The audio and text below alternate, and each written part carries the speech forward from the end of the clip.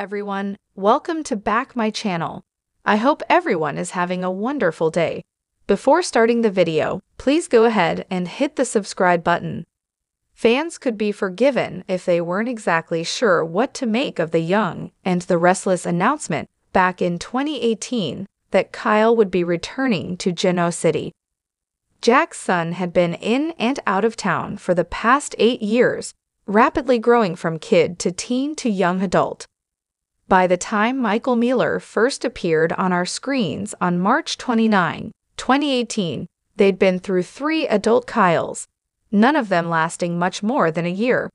Even more perplexing was that this time, Kyle returned with a chip on his shoulder the size of Mount Rushmore, and a vendetta against Jack that saw him teaming up with Victor to not just ruin his father but sell out his family business.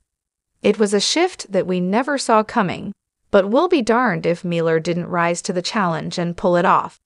He got smacked down by Jack, of course, but even as blindsided as we felt by this butting of heads, it was still a fun battle to watch. And when they began teasing us with Kyle's on-again/off-again love, Summer, it was pure electricity. We found ourselves cheering for this couple like we never had before, even as the show refused to give them to us. Then Miller and the show surprised us again when they made us switch gears and start rooting for Kyle and Lola's love from opposite sides of the tracks.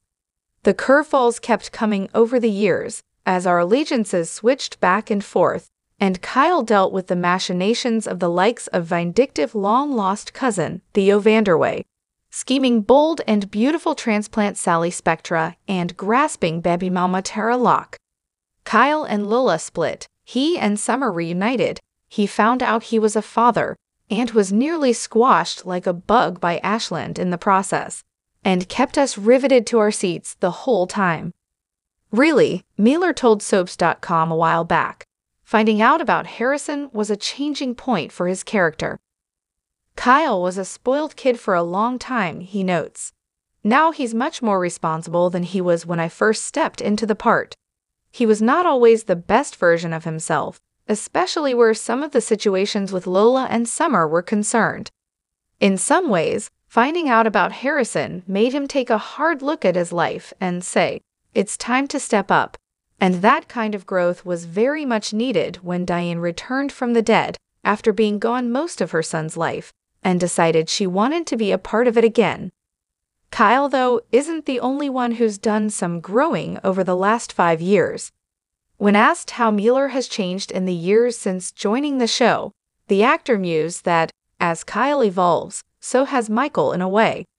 You get a little older and it's time to choose to be the man in the room. I have a great relationship with my dad, and so does Kyle with Jack. Of course, while Kyle's relationship with Jack may have withstood the battering it took, the same can't be said about him and Summer. After one too many Phyllis problems, the happy couple went their separate ways, but we wouldn't count them out just yet.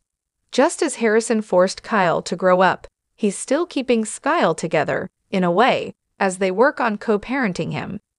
And with a new Harrison just about to debut, we've got a sneaking suspicion the kid may have a trick or two up his sleeve to get his dad and stepmom back together. The long and the short of is that whatever they throw his way, we're sure Miller will nail it.